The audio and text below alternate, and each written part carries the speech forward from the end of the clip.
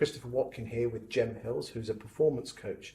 And we're here today with the Agents Together charity to talk about how communications can help you as a human being and as an estate agent to do better. Why is communication so important, Jem?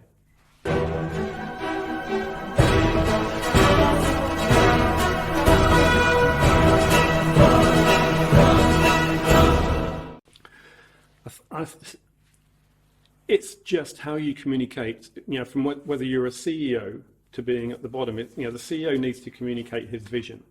And how does he do that? It's about putting those values across and being able to communicate with everybody that's in your team. For many years, 20 years I had in Special Forces, and I developed and I ran high performance teams that operated globally.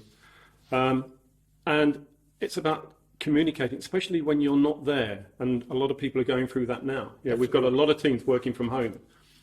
How do you make sure that they're working to their optimum, that they're okay? So we've got to communicate. Within Special Forces, you often hear about the mission, the successful mission, but quite often sometimes they go wrong. But after every mission that we would do, we would debrief and debrief thoroughly. And I think it's really important to have that communication about something, whether it was successful or whether it was not successful, to be able to learn from those mistakes. We talked about resilience earlier, and I think that's one of the ways that you make a company resilient, is by looking at what went wrong, looking at how you can improve on what went wrong, and how you can make sure that that doesn't happen again. So I think it's looking at all those different things. And it's interesting, everyone thinks the word communication is about how well we're doing, but in reality what you're saying is actually it is even more important to communicate when things went badly, so you know how to improve next time. Absolutely, and also just communicating on a regular basis, making sure that your team believe that they are important to you and they're not forgotten, which can happen now because how do we communicate with everybody, whereas we would do that before on a regular basis? You may have an open door policy in your office.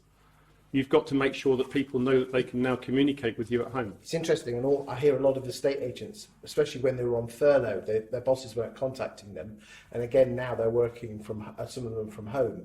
They feel that they're not worthy, or that their bosses don't love them.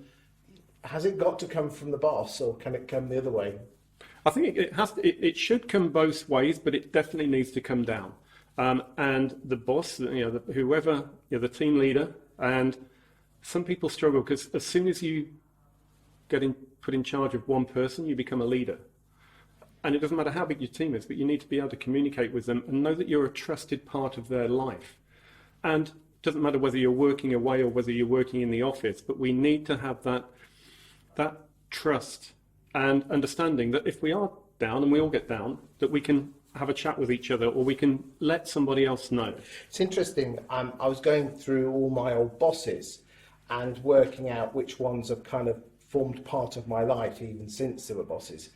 And the three that they kind of worked for me, not the other way around.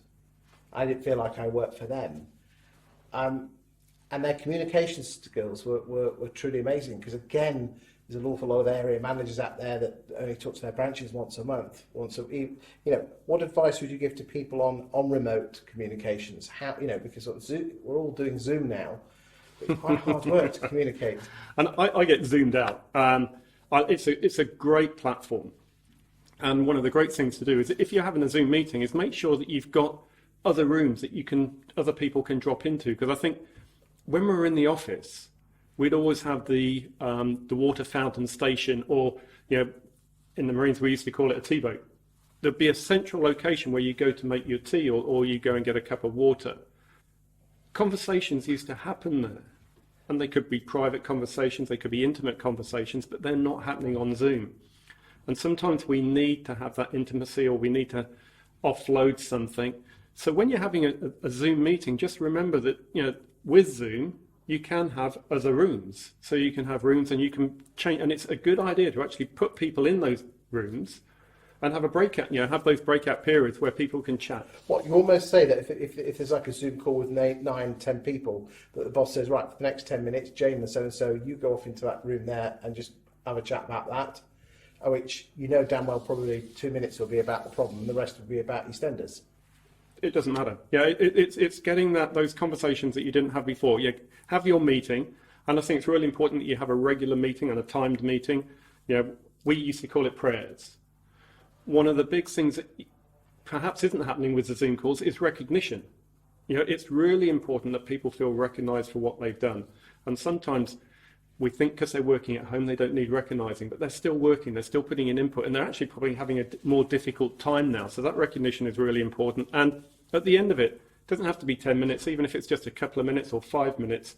Have probably about 3 or 4 different breakout rooms, throw those guys in and leave them there just to chat and see how other people are. Any other tips and guidance on communication? I think with any company, when the CEO's got the vision, and it has to be including your mission statement and the values of the company, and to me that is really important. If I look back to working in a special forces environment, I'd be working with some amazing people. People who would put their lives on the line, not just for their friends and colleagues, they put their lives on the line for people they've never met. If they were going in to deal with a hostage situation where innocent people are being held by terrorists, they're going into those situations to help help release the hostages and get them out. Why would these guys risk their lives to go and do that? They did it because they had belief in what they were doing. They had belief in the company. The organisation that you're working in is really important. And to me, that communication starts with your induction. When you join a company, that first day when you look at the values, you'll then see how they work within the company. Do they work? So it's very important that the CEO or the ops officer, they look at how those values are being, that everybody knows them and everybody believes in them and everybody works to them, because that gets people working a lot harder and with value and with purpose. Thank you for your time today.